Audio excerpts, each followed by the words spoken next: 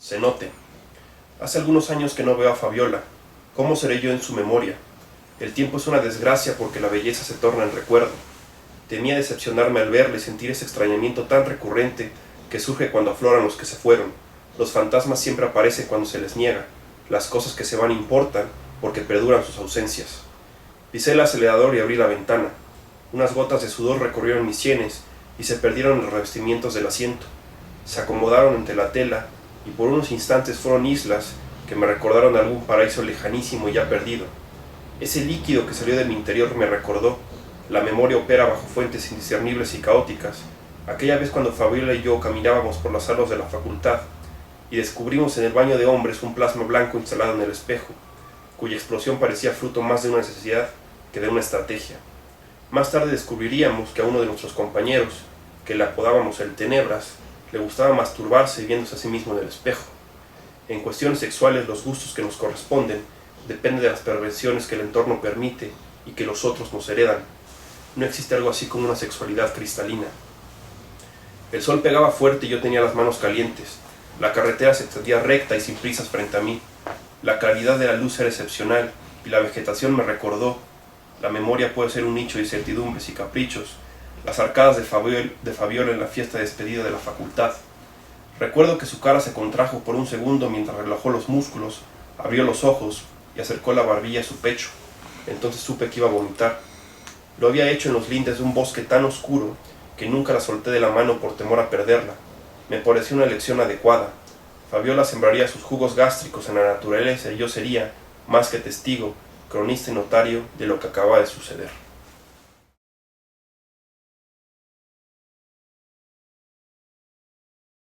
Hola, mi nombre es Guillermo Fajardo, tengo 26 años, soy escritor, tengo ahorita 3 novelas publicadas y un libro de cuentos, y mis intereses dentro de la literatura, o al menos dentro de mi investigación y de lo que me gusta hacer, están en las relaciones entre política y literatura, lenguaje y poder también.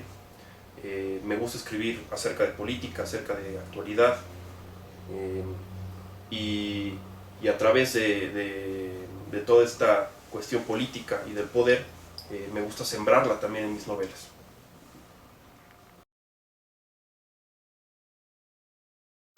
Me gusta contar historias, número uno, porque me parece una responsabilidad que alguien tiene que hacer.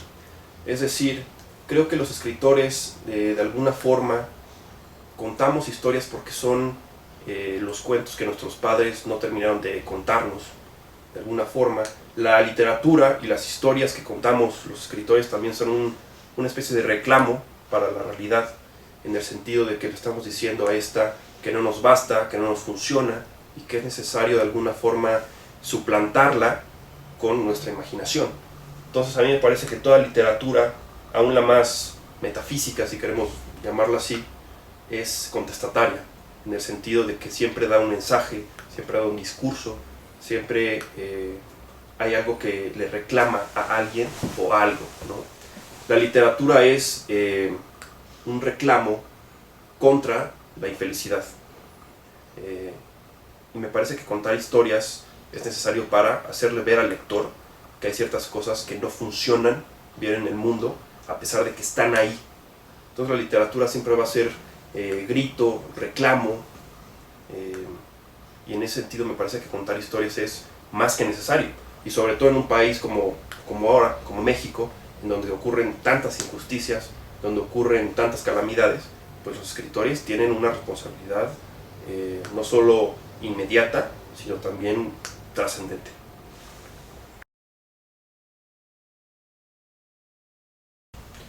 Caro Cruz surge de una decisión muy espontánea. Yo nunca había pensado en escribir cuentos. Yo pensaba que la novela era lo máximo a lo que podía aspirar un escritor. Y yo empecé a escribir Caro Cruz después de leer un cuento de Bernardo Esquinca, precioso, que se llama La vida secreta de los insectos. A partir de ahí me empecé a adentrar más en la literatura de terror o sobrenatural. Empecé a leer a Lovecraft, Poe, por supuesto Stephen King, algunos cuentos como La noche, La pata de mono, etcétera, etcétera, etcétera. Y después de esas lecturas me di cuenta que ya tenía un libro en la cabeza, que era Caro Cruz. Y la verdad es que escribir cuento, como era la primera vez que lo hacía, me pareció una tarea sumamente compleja, porque me parece que el cuento tiene que tener un punch al final, es decir, que el lector se sorprenda, mientras que la novela te permite divagar, te permite acceder a carreteras un poco más amplias. En el cuento uno está un poco más constreñido. En el cuento uno está como en una habitación de la que necesita salir porque se está inundando, entonces necesitas un plan maestro para salir. Entonces en esa forma me parece que el cuento es difícil porque hay que sorprender al lector. Y que es lo que intenté hacer con Caro Cruz. Y además, yo creo que debido a que solamente había escrito novela, todos los cuentos que encuentre el lector en Caro Cruz van a estar de alguna forma conectados entre sí. Los personajes de un cuento están en otro, entonces es una narración que está imbricada, así como las escamas de un pescado, ¿se cuenta? Los cuentos de Caro Cruz se superponen unos a otros, ¿no? Entonces en ese sentido me parece el más profesional de mis escritos, en el sentido de que lo planeé y pensé en ello, a diferencia de mi primer novela, por ejemplo, Lo que no aprendí de la vida, que fue una novela que escribí casi por impulso y por una necesidad íntima de contar una historia.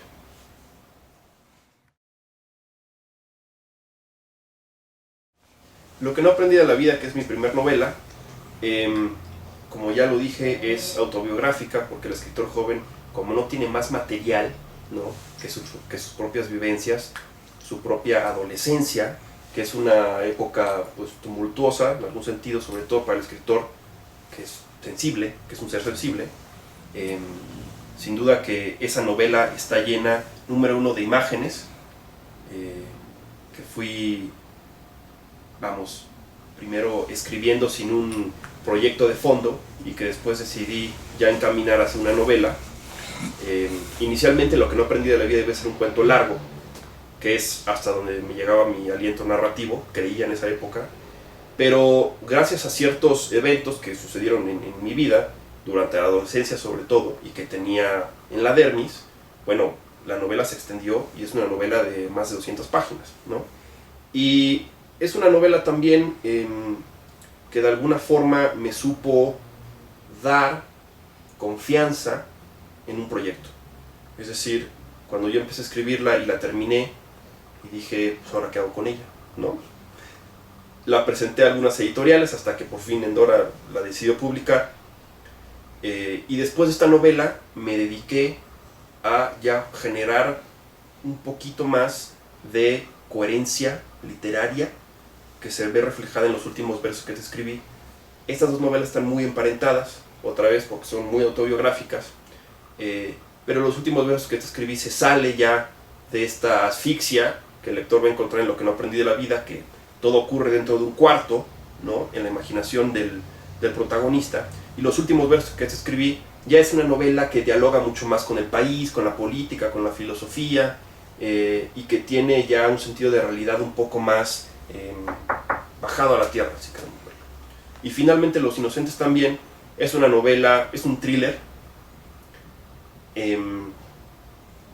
Si mal no recuerdo, en ese tiempo, en 2013, cuando lo estaba escribiendo, yo era un lector asiduo, y todavía lo soy, de Paul Auster, que me gusta mucho, es mi placer culposo. Y después de leer muchas novelas de Paul Auster se me ocurrió hacer una novela no similar, cada escritor es diferente, pero sí tomando quizá las bases de cierto tipo de novela, y salió Los inocentes también, que es un thriller de un novelista que su familia desaparece totalmente cuando llega a su casa, y a partir de ahí se inicia una serie de investigaciones que el novelista tiene que hacer para volver a encontrarlos, ¿no? Y yo creo que en grandes términos esas son las tres novelas y cómo se relacionan entre ellas. Rancheras para siempre. Se me ha prometido hablar por única y última vez con Alberto el Jaguar Rivas Roldán, el popular cantante de rancheras que desapareció hace algunos meses en circunstancias extrañas y poco esperanzadoras para quien cree en su retorno milagroso. No hay mucho que decir cuando se van aquellos que amamos, sino esperar, acaso, una memoria recuperada algún destello olvidado de lo que solían hacer o pensar. Los muertos nunca parten a tiempo porque de alguna forma recuperan su propia vida a través de nosotros. Dicen, de donde yo vengo, que los mitos persisten porque quien cree en ellos los adora en sordina y quien no, los ataca en multitud. Son los incrédulos los que mantienen viva la magia.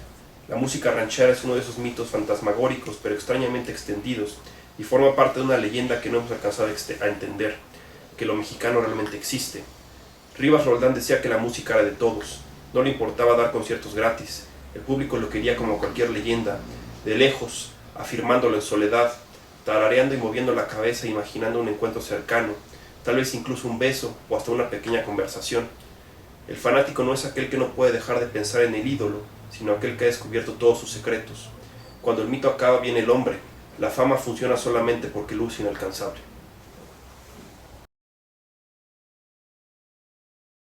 Yo diría que, como todo escritor joven, me parece que lo que el escritor joven tiene que buscar no es profundidad, sino más bien amplitud. Entonces yo no te puedo decir cuáles han sido mis autores que más han influido en mi literatura, sino más bien los libros que más bien me han marcado de alguna forma. Yo te puedo decir que Una temporada en el infierno de Arthur Rimbaud fue la primera vez que descubrí que la literatura realmente está hecha muchas veces de pasiones que se desbordan, como en el caso de este libro, que es caótico y de alguna forma indescifrable. Te puedo decir también que La conjura de los necios de John Kenneth Toole fue un total descubrimiento para mí. Drácula también me pareció muy interesante, y yo diría que hay una novela que se llama El libro de un hombre solo, de un chino que se llama Gao Xingyan, si es que lo pronuncio bien, y también esa novela me gustó mucho porque es una novela en donde la narración es muy plana sin dejar de ser estéticamente hermosa, y eso a mí la verdad es que de ahí puedo extraer muchas lecciones también literarias para mis libros. Y bueno, por supuesto, Paul Auster, ¿no? Para la última novela.